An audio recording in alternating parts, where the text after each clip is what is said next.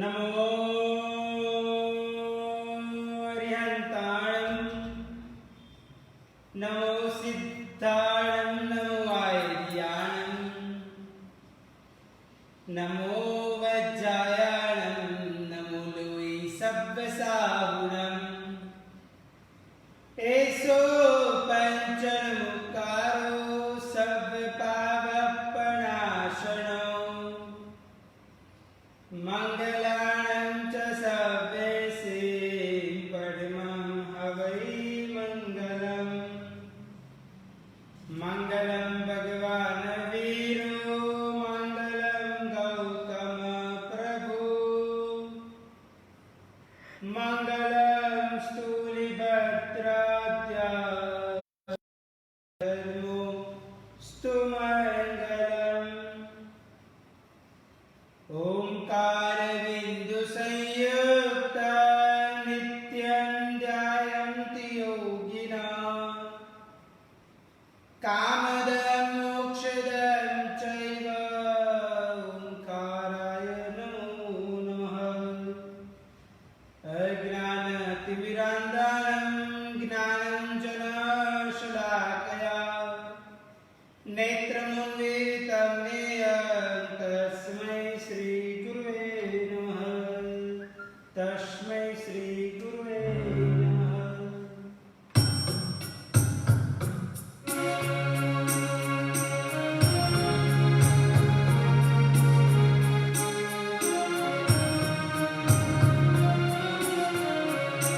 जे स्वजन धन धन उपरणी ममताद जी समताद बस बार वो होए चंद्रमा तेरे कलह साधे धरु जिया वचन दी मद मद तजो गुरु आत्मना अणुए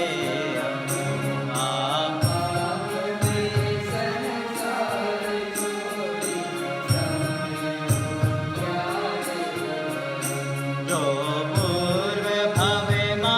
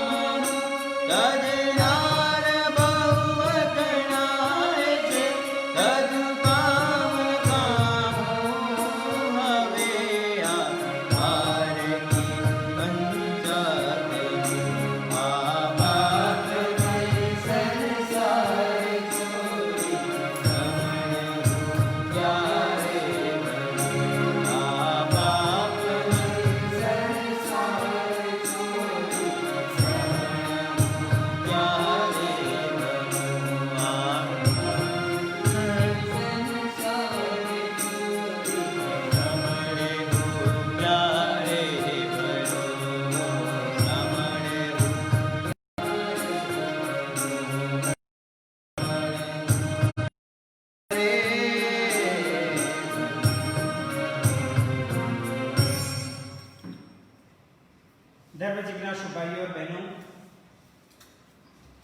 18 पाप स्थानक में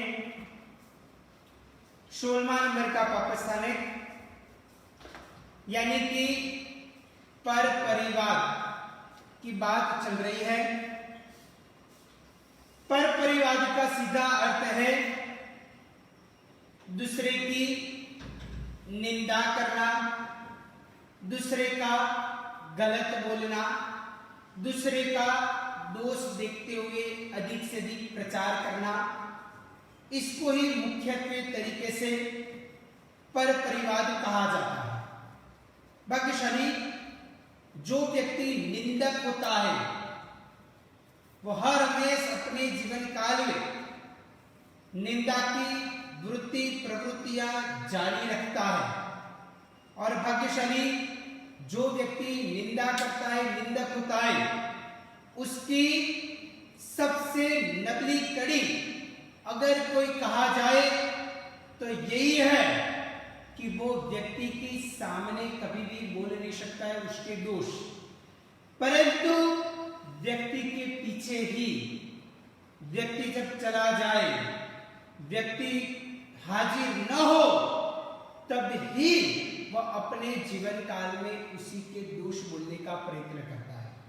व्यक्ति जब सामने होता है तब उनको कहने का, मुंह में से कुछ उच्चारण करने का एक मन नहीं हो सकता या तो भी कर नहीं सकते। इसलिए कहा जाता है कि निंदक व्यक्ति हर हमेश व्यक्ति के सामने नहीं परंतु व्यक्ति के पीछे ही उसके कोई ना कोई प्रकार के दोष का उच्चारण करने का अधिक से अधिक प्रयत्न करता है, क्योंकि वो समझता है, वो अंदर से भयभीत होता है कि उसको लगता है कि मैं दूसरे के सामने मैं जैसे तैसे उसके दोषों का विवरण करूंगा तो उसको गलत लगेगा, मेरा हल्का दिखेगा।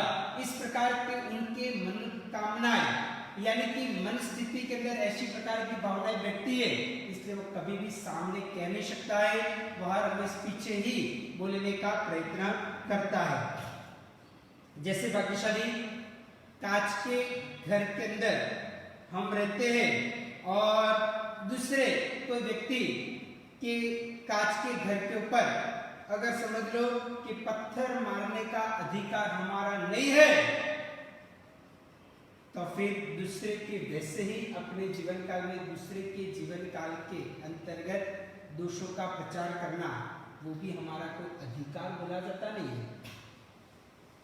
क्योंकि जब भी निंदा करने की इच्छा होगी ना, तब आप खुद सोचना कि क्या मेरे जैसे या तो उसके जैसे कोई भी प्रकार के दोष तो मेरे अंदर नहीं है ना। वो एक बार आप आपके पूरे जीवन को स्कैन करना, आप तपासना, चाहे वो सीटी स्कैन हो, चाहे कोई भी प्रकार का हो, पर तो उसको एक बार आप चेक करो कि क्या सामने वाले व्यक्ति जो दोष करता है वैसा दोष मेरे जीवन काल में नहीं है ना। और उसका विचार करोगे ना तो अपने आप निंदा करने का आपके द्वारा छूट जाएगा, यानी कि आप निंदा नहीं कर पाओगे। आपका मन, आपका आत्मा ही मना करेगा कि नहीं, मेरे अंदर भी ऐसे दोष है तो मैं दूसरे के दोषों का क्या प्रचार करूं। इसलिए हम कोई सर्वगुण संपन्न तो हो नहीं गए हैं कि हम दूसरे के दोषों का प्रचार करें। अरे खुद तीर्थंकर भगवान भी, जिनको तीनों तीन काल का एक साथ में सबको दिखाई देता है, तो अभी वो अपने जीवन काल के अंदर दूसरे के दोषों के निंदा कभी भी वो करते नहीं है। तो हम तीर्थंकर भगवान के शिष्य, उनके बालक होते हुए भी हम अपने जीवन काल के अंदर इतना भी नहीं कर सकते। तो भाग्यशाली हमारे लिए कोई दुखद बड़ी बात और कोई नहीं हो सकती। इसलिए अपने जीवन काल में बस और किसी के भी प्रति हमें निंदा करने का कोई अधिकार बोला जाता नहीं है। निंदा वो एक प्रकार का दोष कहा जाता है, और ऐसा भारी भरकम दोष है कि ऐसा कहा गया है कि अगर कोई व्यक्ति परम तपस्वी है, तपस्वी सम्राट है, या कभी परम संयमी है, शीलवंत है, ब्रह्मचर्य का उत्कृष्ट पालन करने वाला वो व्यक्ति है, चाहे वो कितने भी धर्म की ऊंचाई तक क्यों न पहुंच गया हो, परंतु अगर उसके जीवन काल के अंदर निंदक वृत्ति है, निंदा करने के मनोरथ है, निंदा के भाव है, तो कहा जाता है कि उसका कितना भी उत्कृष्ट प्रकार का ब्रह्मचर्य हो, वो सब कुछ एक साथ में चकनाचूर हो जाता है। और वो कितनी भी धर्म की ऊंचाई के ऊपर चढ़ा हुआ हो, वो व्यक्ति बहुत कम समय के अंदर जोर से नीचे पटकाने का प्रयत्न कर सकता है, यानी कि बैठता है, यानी कि निंदा के द्वारा ये सभी चीजें हो सकती है। इसलिए अपने जीवन काल में कोई भी प्रकार की निंदा हो, उसका परित्याग करना चाहिए, निंदक वृत्ति को दूर करना चाहिए। क्योंकि एक साइड आप कितना भी धर्म करते हो, परंतु दूसरी साइड आप निंदा करते हो, तो आपका पूरा की पूरा धर्म का जो पुण्य होगा या तो धर्म होगा, वो निंदा, वो सब कुछ एक साथ में खाने का प्रयत्न करती है और आपके धर्म को सर्वनाश करने का प्रयत्न ये निंदा ही करती है। भाग्यशाली आपको मालूम होगा कि डॉक्टर के पास जब दर्दी जाता है और उसके जीवन काल के अंदर, उसके शरीर के अंदर जो रोग आया है, जो तकलीफ है, उसकी बातें वो डॉक्टर को करता है। और डॉक्टर क्या करता है, तो उनको प्रिस्क्रिप्शन के अंदर कुछ ना कुछ प्रकार की दवाई या टैबलेट आदि वगैरह देते हैं और उसके साथ कोई ना कोई प्रकार की उनको परहेजी पालने का बोलते हैं कि आपको सर्दी हुई है तो आप दही मत खाना, ये मत करना, ये मत करना, वो मत करना, ठंडी चीज मत लेना। ऐसे प्रकार की कोई ना कोई प्रकार की सलाह देते हैं कि आप दवाई सीख लो, उससे काम नहीं है, परंतु परहेजी भी पालना बहुत जरूरी बोला जाता है।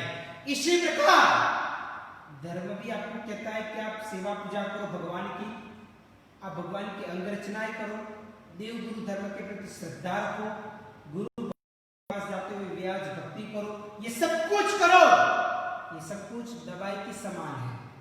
परंतु उसके साथ परहेजी नहीं पालोगे, कितनी भी दवाई लोगे, परंतु परहेजी आपने पालन नहीं की है, तो उसका कोई अर्थ नहीं मिला जाएगा और सभी की सभी दवाई आपके निर्थक बोली जाएगी।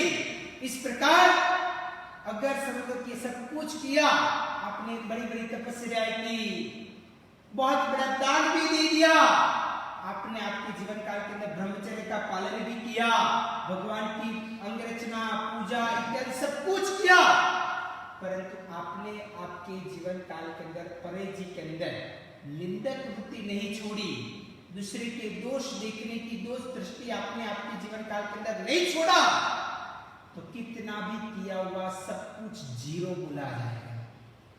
इसलिए भाग्यशाली मैं आप सभी को कहना चाहता हूं कि आप आपके जीवन काल में चाहे सब कुछ करो, परंतु निंदा को परित्याग करो, निंदा को छोड़ दो, निंदा से दूर हटने का प्रयत्न करो। आप जितना निंदा से दूर हटोगे, उतना ही आपके जीवन काल के अंदर आत्म कल्याण हो पाएगा।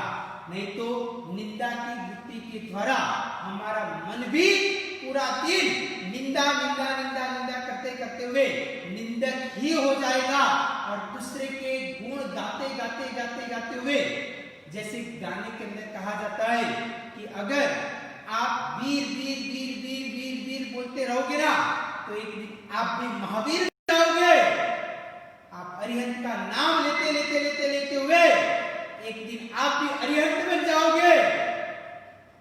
जैसे कहा जाता है कि जो ईयर होती है ना, एक प्रकार की जो भौंरा होता है, वो भौंरा क्या करता है, ईयर को एक जगह पे बंद करके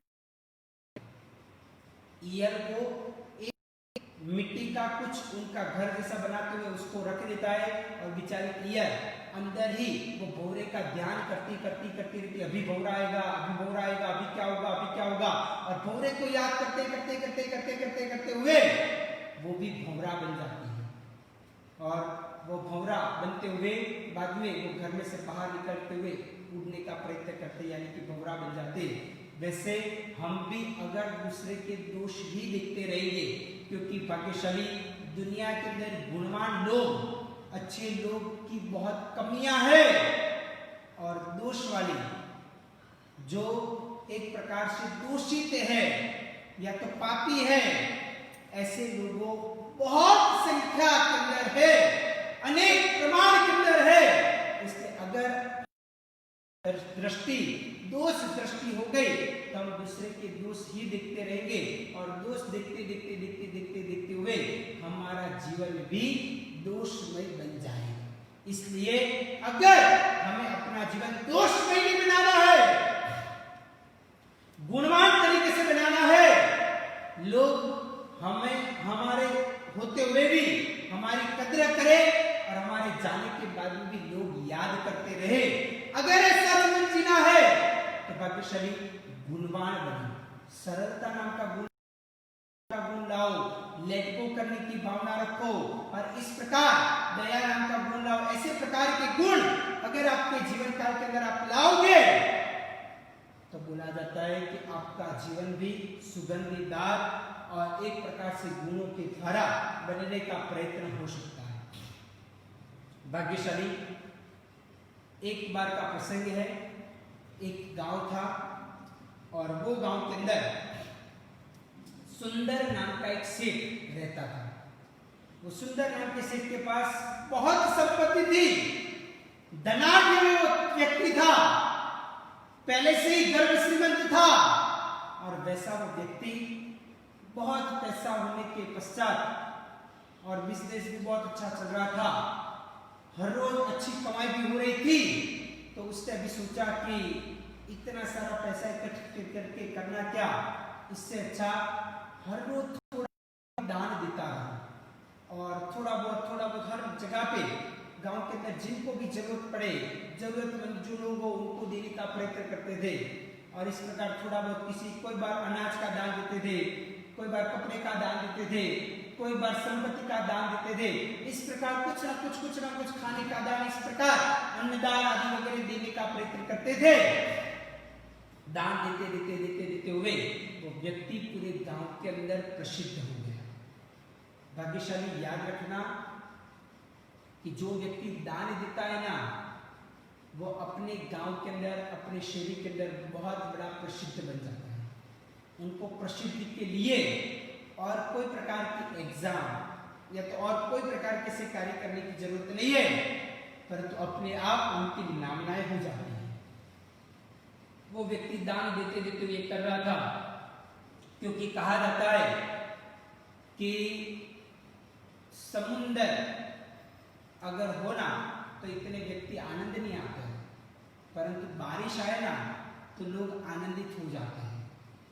यानी कि एक प्रकार से व्यक्ति के पास पैसा पड़ा हुआ हो ना तो उसमें लोगों के द्वारा प्रसिद्धि प्रख्याति नहीं मिलेगी, परंतु आप दान देते रहोगे ना तो आपकी प्रसिद्धि प्रख्याति अपने आप और दिन प्रतिदिन बढ़ती रहेगी। तो वैसे ही वो व्यक्ति की प्रसिद्धि प्रख्याति हर जगह पे, गांव के अंदर हर जगह पे होने लगी, परंतु उनकी ही गली और मोहल्ले के अंदर एक ब्राह्मणी रहती थी, और वो ब्राह्मणी करीब उसके घर के सामने की साइड ही रहने का प्रयत्न करती थी। और वो सेठ जिनको भी दान देता था, वो दान देने वाला व्यक्ति उस सेठ को याद करता था, सेठ को बोलते थे कि बहुत अच्छा आप दान देते हो, आप तो दानवी हो, आप दातार हो, इस प्रकार की बात कर रहे थे। और उनके गुणगान गाते हुए वहां से वो दान लेते हुए दातार व्यक्ति वहां से आगे निकलता था। और वो जो ब्राह्मणी थी वो बस उसका एक ही काम था कि वो सेठ की निंदा करना। वो बोलती थी कि लोग बोलते थे कि ये दान देते हुए कितना अच्छा गुण है, जबकि वो ब्राह्मणी बोलती थी अरे क्या दान देता है, ये तो लोगों को बेवकूफ बना बना के पैसा एकत्रित करता है, ये तो कपटी मानस है, कपटी व्यक्ति है, ये देश प्रदेश के दूसरे जो लोग होते हैं उनके वहां से पैसा लेके आता है और लोग उनके वहां इन्वेस्टमेंट करते और वो बेचारे वहां पे मर जाते, फिर उसके पैसे का धनी, उसका मालिक ये बन जाता है। उसके बाद दान देना उसमें क्या बड़ी बात है, अगर एक बार पसीना द्वारा कमाई करके देखो बाद में दान दो। ऐसा करते हुए पूरे गांव के अंदर उनकी ही निंदा कर रही थी। ये सेठ थी, वो ब्राह्मणी बहुत निंदा कर रही थी और निंदा करते करते करते करते करते हुए ऐसा हुआ कि एक बार वो सेठ के वहां कोई कारपटिक यानी कि कपड़ा का जो फेरिया वाला होता है, वो कपड़ा का फेरिया वाला घूमते घूमते घूमते घूमते हुए सेठ के घर के पास आया और सेठ को बोलने लगा कि सेठ आज बहुत भूख लगी है, मेहरबानी करके घर के अंदर कुछ खाना हो तब मुझे देने का प्रयत्न करो। सेठ ने बोला कि ठीक है। घर के अंदर किचन के अंदर गए पर तो भी तो खाना बनाना बाकी था। सेठ ने बोला कि खाना तो कुछ पड़ा हुआ नहीं है, पर तू एक काम कर, तू चिंता मत कर। और पहले के जमाने के अंदर लोग भी अतिथि को भी एक भगवान तरीके से मानते थे कि अतिथि देवो भव, और इस प्रकार वो जो अतिथि आते थे उनको कुछ ना कुछ खाना इत्यादि देते थे। और वो जो फेरिये ने बोला कि आप कुछ ना कुछ खाना मुझे दो, बोला कि चिंता मत कर, मैं तुझे कुछ देता हूँ। और घर के पास में से ही कोई एक प्रकार की जो बालन थी वो जा रही थी, अपने मस्तक के ऊपर कोई बर्तन लेते हुए जा रही थी। और वो जब आगे बढ़ रही थी और सेठ के घर के पास पहुंची तब सेठ ने बोला कि ये बर्तन के अंदर क्या है? बोला कि दही है। तो बोला कि मेरे वहां दही आप खिलाओ, जो भी उसका मूल्य होगा मैं तुरंत ही आपको अभी देता हूं और आप उसको थोड़ा बहुत खाने के अंदर दही इत्यादि देने का प्रयत्न करो। उन्होंने बोला ठीक है। और जैसे ही सेठ ने कुछ बर्तन लाके दिया, तो अपने मस्तक के ऊपर से जो दही का बर्तन था वो नीचे उतारते हुए जैसे खोला और दही देते हुए उनको दे रही थी, उसके पहले ऐसा हुआ कि आकाश के अंदर समड़ी नाम का एक पंछी ऊपर से जा रहा था और उसकी चोंच के अंदर एक सर्प था और वो सर्प अपना आहार तरीके से वो ऊपर से उड़ते हुए जा रहा था और जा रही थी वो समड़ी। और जो मुंह के अंदर जो सर्प था, वो सर्प का मुंह भी थोड़ा खुला हुआ था और उसकी जीभ के अंदर उसके मुंह में कुछ जहर था और वो जहर का थोड़ा बूंद ऊपर से गिरा। और जैसे ही गिरा तो वो दही का जो बर्तन था, दही का जो कटोरा सेठ ने दिया था ये कारपटिक को कि खाने के लिए, उसके अंदर जैसे ही दही आया उसके पहले वो जहर गिरते हुए उसके अंदर दही चला गया। और ये नहीं तो कारपटिक को पता चला, नहीं तो ग्वालन को पता चला और नहीं तो वो सेठ को पता चला। और दही देते हुए ग्वालन तो वहां से आगे बढ़ने लगी और वो कारपटिक वो दही हिलाते हुए बाद में खाने का प्रयत्न किया और खाते हुए थोड़े समय में वो कारपटिक वहां पे मर गया। अभी वो सामने रहते हुए ये सब कुछ देखा। ये ब्राह्मणी को भी वो मालूम नहीं है कि ऊपर से जहर गिरा था, दही दिया, वो सब कुछ मालूम है। उसने प्रचार किया कि देखो देखो ये कितने निष्ठुर और कपटी आदमी है, इसने ये जो कापड़ का फेरी करने वाला व्यक्ति है ना उसको भी मार डाला। और ऐसा बोला तब उस सेठ ने बोला कि नहीं मैंने तो कुछ मारा नहीं है। और ऐसे करते हुए जो हत्या और हिंसा का पाप लगा वो पाप भी सोचने लगा कि अभी मैं जाऊं तो किसके अकाउंट के अंदर जाऊं, किसके खाते के अंदर। पाप ने सोचा कि मैं जाऊं सेठ के खाते में, पर नहीं, सेठ की तो बुद्धि अच्छी थी कि चलो दही खिलाना, उनके मन के अंदर कोई कपट नहीं था, कोई पाप नहीं था, तो उसके अकाउंट में तो जाना नहीं चाहिए। अभी जाओ तो ग्वालन के अकाउंट में, तो नहीं, ग्वालन ने भी अच्छे भाव के द्वारा दही देने का प्रयत्न किया। उसने तो थोड़ा बहुत पैसा लेते हुए दही दिया और उसका तो वो काम था, ये कारोबार था, उसने दही देते हुए पैसा लेते हुए दही दिया। कभी जाओ तो कहां पे जाओ, क्या मैं वो कारपटिक नहीं, कारपटिक ने तो सहज भाव के द्वारा दही मांगा था और दही उसको मिला तो उसके अकाउंट में भी नहीं जा सकता। तो वो पाप ने सोचा कि अभी जाऊं तो किसके अकाउंट में जाऊं, कि हत्या और हिंसा हुई उसका पाप किसके अकाउंट में लगना चाहिए। तो तब जाते हुए कर्मसत्ता ने वो पाप का पूरा की पूरा पाप किसके अकाउंट में गया, तो बोला जाता है कि वो ब्राह्मणी के अकाउंट के अंदर, क्योंकि वो हर प्रचार किया निंदा की, पूरे गांव के अंदर निंदा करने का प्रयत्न किया, तो ये ब्राह्मणी के अकाउंट के अंदर गया और वैसा वो पाप लगा कि उनको ऐसा प्रकार का कोढ़ रोग हो गया। 2-3 घंटे के बाद में कोढ़ रोग हो गया। कैसा कोढ़ रोग के अंदर पटकाते हुए वो कुछ 1-2 दिन के अंदर ही मर गई वो ब्राह्मणी, और मरते हुए अपने जीवन काल के अंदर दुर्गति के अंदर चली गई। तो भाग्यशाली, इन शॉर्ट में कहने का मेरा मतलब यही है कि अपने जीवन काल में यदि हम निंदा करते हैं तो वो अपने जीवन काल के अंदर अत्यंत प्रकार से वो पाप लगने का प्रयत्न होता है। अगर इस भाव के अंदर पूरे 30, 40, 50, 60, 70, 80, 90, 100 साल तक भी हम ये पाप सहन करते करते थक जाते हैं। कई बार तो ओ बाप ओ माँ वो सब निकल जाता है। तो भाग्यशाली नए प्रकार के ऐसे निंदा का पाप करते हुए मालूम नहीं कौन सी नरक के अंदर या तो कौन सी गति के अंदर जाएंगे। इसलिए बेहतरीन वही होगा कि हमें खुद को अपने आत्मा के लिए, अपने आप के लिए समझना होगा, और समझेंगे तो ही कुछ आत्मा का कल्याण हो पाएगा। क्योंकि कहा जाता है कि तप का कोई अजीर्ण हो तो वो क्रोध कहा जाता है। जब व्यक्ति तपस्या करता है ना, तब उसका ऐसा कोई निमित्त मिलता है ना, तो वो तुरंत उसका स्वभाव चिड़चिड़ा क्रोध होता है। जब व्यक्ति तपस्या अधिक से अधिक करता है तब ज्ञान का अजीर्ण है अहंकार, यानी कि व्यक्ति कुछ ज्यादा ज्ञान और कोई लोगों से प्राप्त कर लिया और कोई लोगों से ज्यादा कुछ ज्ञान प्राप्त कर लिया तो वो तुरंत ही अभिमान के अंदर, अहंकार के अंदर आ जाता है। तो ज्ञान का अजीर्ण अहंकार बोला जाता है। क्रिया का अजीर्ण बोला जाता है पर निंदा। जो व्यक्ति अधिक से अधिक क्रिया करता है ना, वो ज्यादातर तरीके से दूसरे की निंदा करने का प्रयत्न करता है। इसलिए क्रियाएं करो, उसकी कोई मना नहीं है, परंतु निंदा अवश्य में वो छोड़ना चाहिए।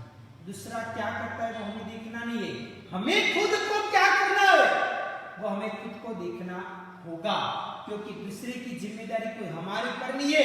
बस हमारा आत्मा का कल्याण हो गया तो बस बहुत हो गया। और इसलिए ये चीज समझना बहुत जरूरी है। और आहार का अजीर्ण है वमन होना, यानी कि अधिक आहार कर लिया तो फिर या तो पीछे के भाग के द्वारा या तो वॉमिट इत्यादि के भाग के अंदर से वो निकल जाता है। इस प्रकार यदि ऐसा प्रकार का अजीर्ण अपने जीवन काल के अंदर नहीं करना है तो दूसरे की परनिंदा, दूसरे की निंदा करने का बंद करना ही पड़ेगा। और कम से कम मैं तो इतना कहता हूं कि और कुछ न हो पाए तो कोई बात नहीं, कम से कम जैन शासन के साधु, साध्वी, श्रावक और श्राविका, और उसमें भी विशेष साधु साध्वी की तो हम निंदा न करें कि चलो उसके जितना हम पालन कर नहीं सकते तो कोई बात नहीं, तो कम से कम निंदा तो मत करो। क्योंकि ये भी एक प्रकार से आपके अंदर से वो साधु या तो साध्वी बने हैं। कोई ऊपर से टपकते हुए तो आए नहीं है कि चलो डायरेक्ट भगवान के वहां से अवतरण लेते हुए इधर आए हैं, ऐसा तो है नहीं। आपके वहां से कोई ना कोई साधु बनाए, कोई साध्वी बनाए, कोई ना कोई शायद गलती हो भी जाए तो बाकी सब लेट को करते हुए आपके घर के अंदर आपके लड़का लड़की होती है तो क्या उससे गलतियां नहीं होती है? होती है, पर तो क्या करते तो अब उसको लेट को करते हुए तो भी साथ में निभाने का प्रयत्न करते। तो बाकी यदि हम भी अपने जीवन काल के अंदर ऐसा करेंगे तो हमारा भी ये श्रवण संघ, हमारा भी ये एक प्रकार का तपागच्छ आदि वगैरह जो भी श्रवण का ये पूरा के पूरा ये संघ बोला जाता है, चतुर्विध संघ, वो भी अच्छी तरह से चल पाएगा। तो भाग्यशाली ये चीज अवश्य में समझ व्यक्ति हमारी निंदा करता है तो हमें खुद कि कोई बात नहीं, ये भी निंदा करता है, और जितनी सामने वाला व्यक्ति हमारी निंदा करे उतनी ही हमारी दिन प्रतिदिन चढ़ती होती रहती है। इसलिए कोई अगर निंदा करे तो कभी भी घबराना नहीं चाहिए, कभी भी मन में ऐसा सोचना नहीं चाहिए ये निंदा करता है। जितना सामने वाला व्यक्ति आपकी ज्यादा निंदा करेगा उतनी ही आपकी चढ़ती ज्यादा हो पाएगी। क्योंकि जब भी समझो कि बिजनेस के अंदर भी आपको ज्यादा से ज्यादा कमाई करते बैलेंस शीट भी मजबूत बनानी है, प्रॉफिट भी मजबूत दिखाना है, तो टैक्स भी मजबूत भरना पड़ता है। वैसे ही अगर चढ़ती मजबूताई पूर्वक करनी है ना, तो जैसे बिजनेस में GST, income tax, sale tax इत्यादि जो भी प्रकार के टैक्स है वो भरना पड़ता है। तो आगे बढ़ने के लिए भी निंदा रूपी टैक्स तो भरना ही पड़ेगा।